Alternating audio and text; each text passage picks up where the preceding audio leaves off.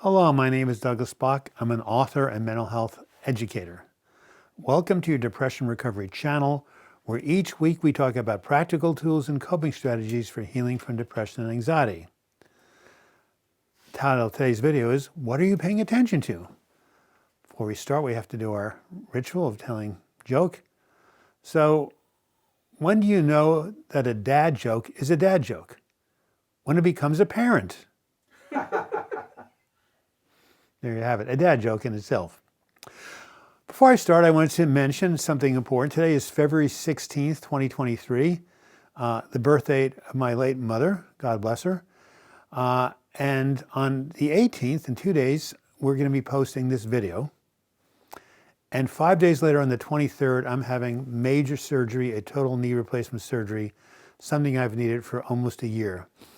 And I'm kind of scared and nervous. It's supposed to be more pain than hip replacement, more involved recovery. So if any of you are watching this video on or before February 23rd, 2023, please send me some good thoughts, positive thoughts, prayers, you name it. Because when people come together collectively and hold a high watch, then whatever they're focusing on becomes stronger. And I really could use your support because this is going to be a big deal. So thank you. Now I want to tell a personal story about what led up to this surgery. For the past 11 years, I've been using road cycling specifically as a way to alter my mood, improve my mood whenever I get depressed, which happens now and then because I suffer from it chronically, and it has always worked. I had a hip replacement surgery 18 months ago, but soon I was on my bike again as if nothing happened. However, in the summer of 2022, I noticed that my left knee was starting to hurt. Well, no big deal. I injured it in a biking accident a while ago, but it got more and more painful. Finally, I got some x-rays done and took it to the surgeon who had operated on my hip and said, "What's going on?" He said, "Well, I have some bad news. You see, you have no cartilage on the lateral side of your left knee." "What am I going to do?" I said, "Well, you can try conservative treatments like PT, a cortisone shot, but ultimately, surgery is the only fix." Well, I kind of gradually accepted the idea of surgery, but I had a trip coming up to Costa Rica, happened this January. I didn't want to put it off. I'll do the surgery when I come back, I thought. So 10 days in January, lovely, except it rained most of the time, but beautiful, beautiful country. But when I came back, something about the activity had worsened the knee exponentially. My pain went from a 2, which is, so-so, to a 7. It became so bad that even getting up at night to go to the bathroom, just standing up and putting any weight on my left knee was so excruciating I had to use a walker.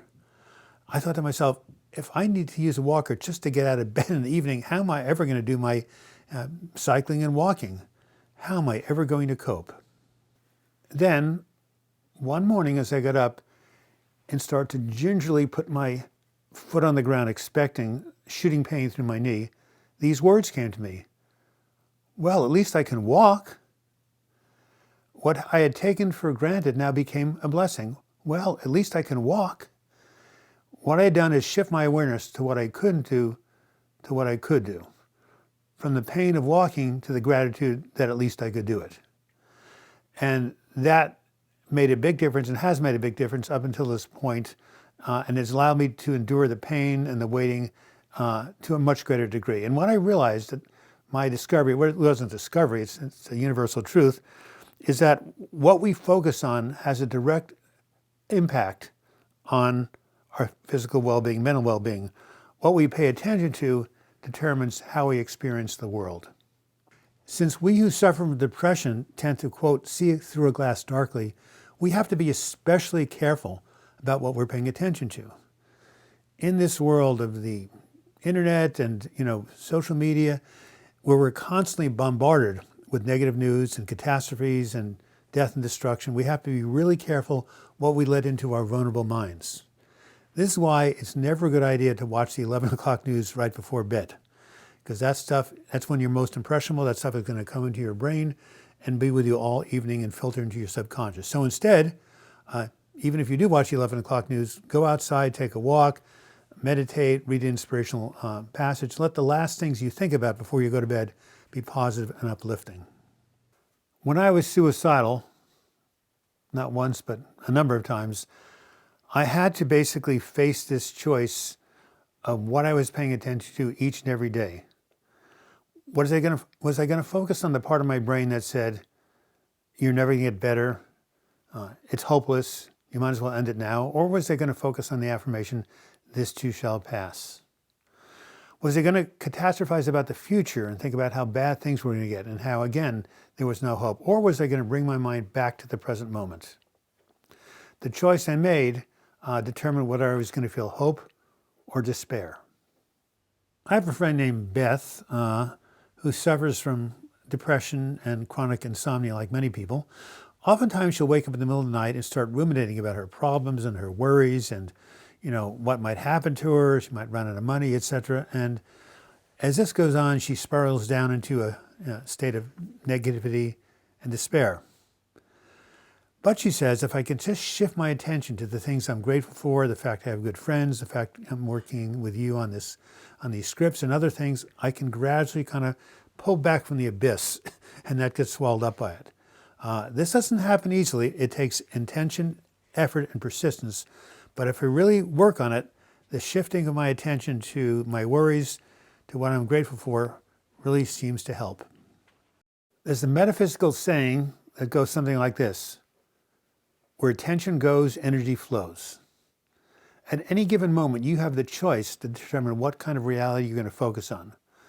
Will it be the reality of fear, pessimism, and despair? Or will it be the reality of hope and possibility and optimism? The choice is always in your hands, and therein lies your freedom. This has been Douglas Bloch. Thank you for watching this video. I hope you learned something from it. I hope it was useful. If so, please give it a like. A like is what draws people to this channel. And of course, you're always welcome to leave your comments in the comments section. You can also write me at douglasbloch@gmail.com. Always like to hear from you. And if you want to subscribe to this channel, just click on the photo in the closing credits. You'll be taken to the subscribe page. And there, if you click on the little bell to the upper right, you'll be notified every time I do a new video, a new live chat. We just did our 300th live chat last week. Very exciting. And if you want to help this channel and support it, simply click on the Patreon image in the closing credits. And until we meet again, I wish you all the best in your mental health recovery. Thank you so much for watching.